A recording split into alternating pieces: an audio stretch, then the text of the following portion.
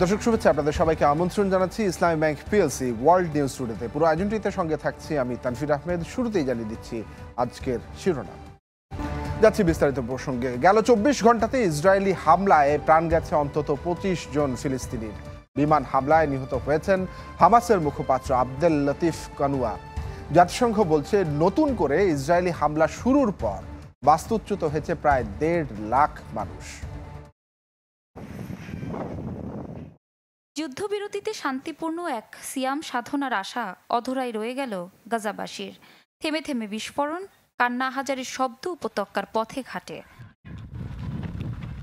নতুন করে হামলা হয়েছে জাবালিয়া, নুসইরাত, খান ইউনিস সহ বেশ কয়েকটি এলাকায়। এতে প্রতিদিনই বাড়ছে নিহতের সংখ্যা। চারপাশে শুধুই স্বজন হারানোর আর্তনাদ। আল কানুয়ার তাঁবু লক্ষ্য করে চালানো ইসরায়েলি হামলায় প্রাণ গেছে হামাসের মুখপাত্র আব্দেল লতিফ কানুয়ার।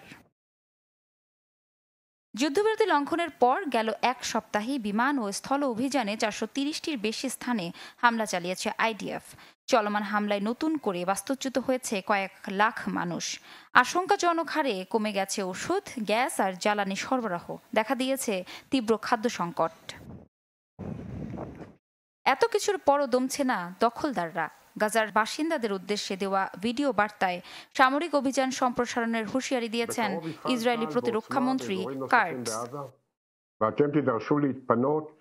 আইডিএফ শিগগিরই গাজার অতিরিক্ত এলাকায় অভিযান চালাবে এবং যুদ্ধক্ষেত্র থেকে সুরক্ষার জন্য গাজার বাসিন্দাদের সরিয়ে নিতে হবে।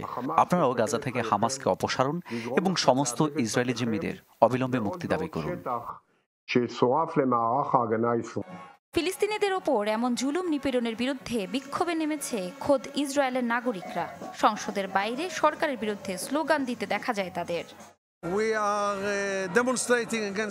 একটি দুর্নীতিগ্রস্ত সরকার, আক্ষরিক অর্থেই অপরাধী। আমাদের যুদ্ধ বন্ধ করতে হবে, জিম্মিদের ফিরিয়ে আনতে হবে এবং নির্বাচনে যেতে হবে।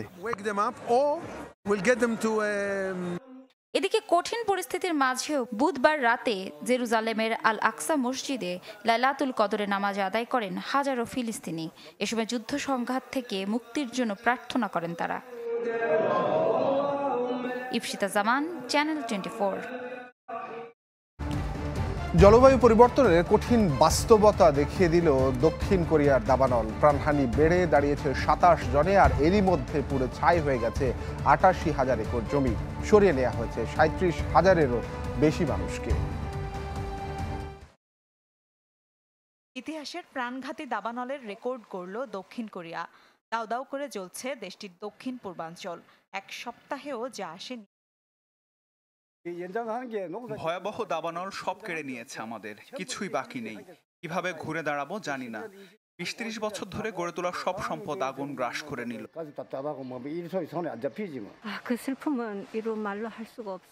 আমাদের দুর্দশা বর্ণনা করার মতো নয়। ঐতিহাসিক একটা শহর আগুনে ছাই হয়ে গেল।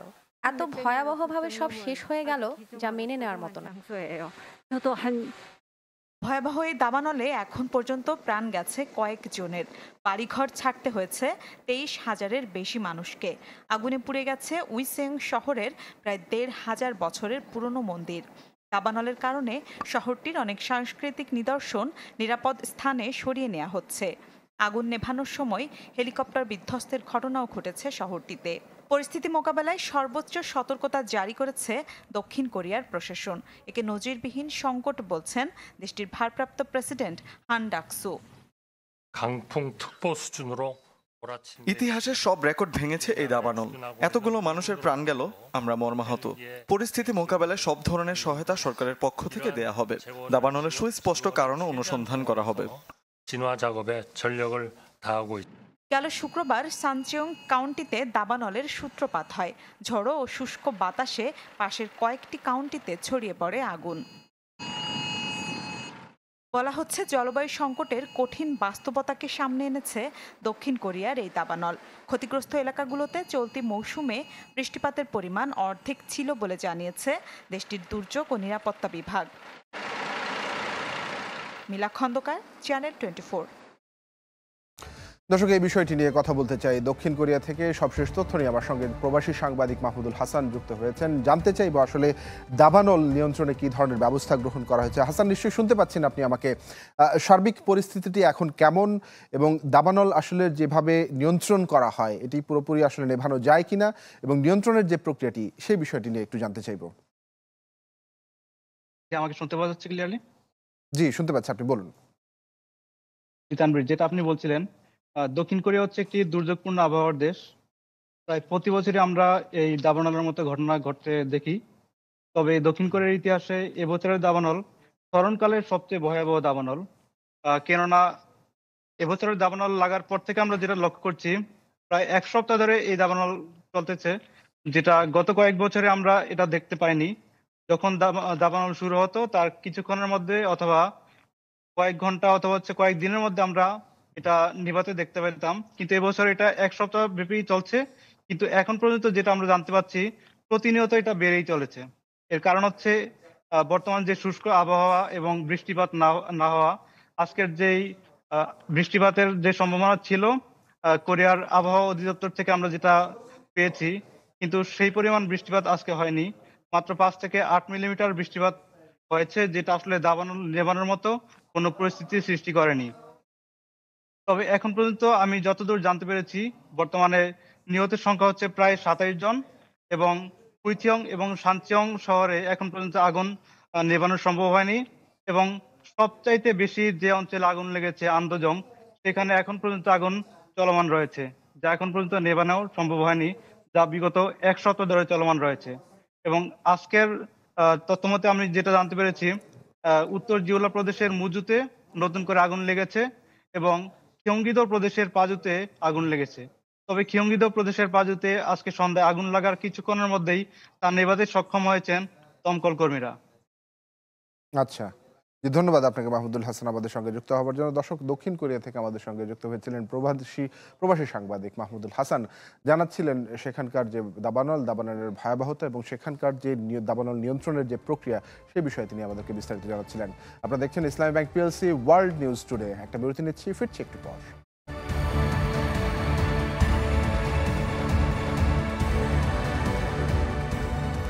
বিরতির পর আবারও স্বাগত। আপনারা দেখছেন Islami bank PLC world news today. ইস্তাম্বুলের মেয়র ইকরাম ইমামোগলুকে গ্রেফতারের ঘটনায় বিভিন্ন দেশ ও আন্তর্জাতিক সংগঠনের বিবৃতি খারিজ করে দিয়েছে তুরস্ক। এ পর্যন্ত গ্রেফতারের প্রতিক্রিয়ায় দেশজুড়ে বিক্ষোভে নামা প্রায় 2000 মানুষকে আটক করা হয়েছে। রয়টার্স বলছে, রাজনৈতিক প্রতিপক্ষকে গ্রেফতার আর রিমান্ডে পাঠানোর ঘটনায় এক দশকের সবচেয়ে বড় সরকার বিরোধী বিক্ষোভের মুখে রিসেপ তাইয়েপ এরদোয়ান। ইমামোগলুকে গ্রেফতারের বিষয়টিকে রাজনৈতিক উদ্দেশ্য প্রণোদিত বলছে সিএইচপি সহ অন্যান্য রাজনৈতিক দলগুলো। বিভিন্ন মানবাধিকার গোষ্ঠীর মতে নির্বাচনের সম্ভাব্য হুমকি এড়াতেই এমন চাল চেলেছে এরদোয়ান সরকার।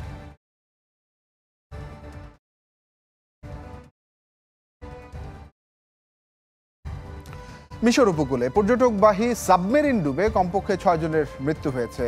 হারগাদা অবকাশ যাপন কেন্দ্র থেকে 1 কিলোমিটার দূরে সমুদ্রে এই দুর্ঘটনাটি ঘটে। লোহিত সাগরে 44 জন যাত্রী নিয়ে ভ্রমণ করছিল সিন্দবাদ নামের সাবমেরিনটি। এ সময় আকস্মিক দুর্ঘটনার কবলে পড়ে সেটি। এ পর্যন্ত 29 জনকে উদ্ধার করা হয়েছে। জানা গেছে নিহত 4 জন রাশিয়ার নাগরিক। কায়রোতে অবস্থিত রাশিয়ার দূতাবাস জানায়, দুর্ঘটনার পরই জারি করা হয় সর্বোচ্চ সতর্কতা। ঘটনাস্থল ও এর আশপাশে 21টি অ্যাম্বুলেন্স পাঠানো হয়। আহতদেরকে আল কাউথার সহ স্থানীয় হাসপাতালগুলোতে স্থানান্তর করা হয়েছে। ভারতের গোয়েন্দা সংস্থা র এর ওপর নিষেধাজ্ঞার সুপারিশ করেছে ধর্মীয় স্বাধীনতা সংক্রান্ত মার্কিন কমিশন ইউএসসিআইআরএফ। শিখ নেতাকে হত্যার ষড়যন্ত্রে জড়িত থাকার অভিযোগের ভিত্তিতে এই নিষেধাজ্ঞা আরোপের সুপারিশ করা হয়। ধর্মীয় স্বাধীনতা লঙ্ঘনের অভিযোগে ভারতকে বিশেষ উদ্বেগজনক দেশ হিসেবে তালিকাভুক্তেরও সুপারিশ করেছে কমিশনটি। বিশ্বের শীর্ষ কয়েকটি গোয়েন্দা সংস্থার কথা বললে উঠে আসে রয়ের নাম। কভার্ট অপারেশনের মাধ্যমে দেশের শত্রু নিষ্ক্রিয় করতে তাদের জুড়ি নেই। তবে এবার চাপে পড়ল গোয়েন্দা সংস্থাটি। মার্কিন যুক্তরাষ্ট্রে শিখ নেতা হত্যার দায় এখন রিসার্চ অ্যান্ড অ্যানালিটিক্যাল উইংয়ের কাঁধে, তাই নিষেধাজ্ঞার সুপারিশ করেছে যুক্তরাষ্ট্রের সরকারি একটি কমিশন। ধর্মীয় স্বাধীনতা গুরুতরভাবে লঙ্ঘনের অভিযোগে মার্কিন সরকারের কাছে এই সুপারিশ জানায় United states commission on international religious freedom বা USCIRF। কমিশনটির 2025 সালের বার্ষিক প্রতিবেদনে বলা হয়, নিউ ইয়র্কে শিখ নেতা হত্যা চেষ্টায় রয়ের এক কর্মকর্তা ও দেশটির 6 কূটনীতিকের জড়িত থাকার অভিযোগের ভিত্তিতে এই সিদ্ধান্তে এসেছে তারা। পুরো প্রতিবেদন জুড়েই ভারতকে তুলোধনা করেছে USCIRF। দেশটিতে সংখ্যালঘুদের অধিকার লঙ্ঘন এবং তাদের জীবন ও সম্পদের ওপর আক্রমণের বেশ কিছু ঘটনার কথাও উল্লেখ করে কমিশনটি, যার ফলশ্রুতিতে দেশটিতে কান্ট্রি অব পার্টিকুলার কনসার্ন বা CPC এর তালিকাভুক্ত করতেও সুপারিশ করা হয়। USCIRF এর প্রতিবেদন প্রকাশের পরপরই প্রতিক্রিয়া জানায় ভারত। প্রতিবেদনটিকে পক্ষপাতদুষ্ট রাজনৈতিক উদ্দেশ্য প্রণোদিত আখ্যা দিয়েছে দেশটির পররাষ্ট্র মন্ত্রণালয়। সেই সাথে প্রতিবেদনটিতে সত্যকে ভুলভাবে উপস্থাপনের অভিযোগও আনে দিল্লি। শুধু তাই নয়, মার্কিন এই প্রতিষ্ঠানটিকে উদ্বেগের সংস্থা বা এন্টিটি অফ কনসার্ন হিসেবে আখ্যা দিয়েছে ভারত। মীরা খন্দকার, চ্যানেল 24। ইসলামী ব্যাংক পিএলসি ওয়ার্ল্ড নিউজ টুডেতে নিচ্ছে আরও একটি বিরতি, ফিরে আসছে একটু পর, সঙ্গেই থাকুন।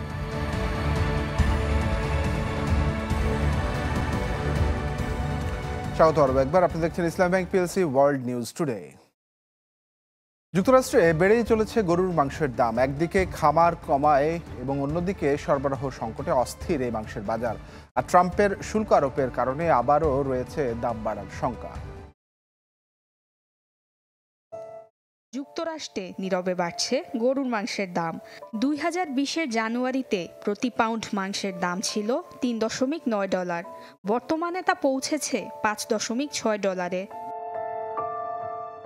দেশটির শ্রম বিভাগের তথ্য বলছে 5 বছরের ব্যবধানে দাম বেড়েছে 45%।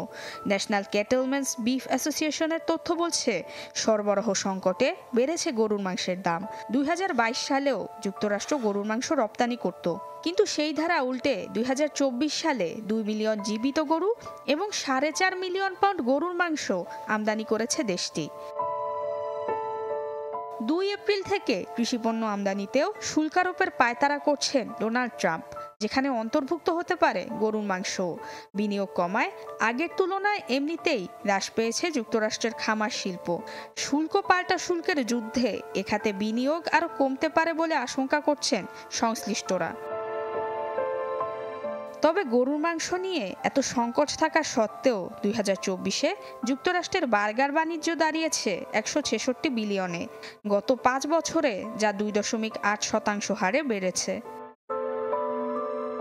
নুসরাত মৌমি, চ্যানেল 24।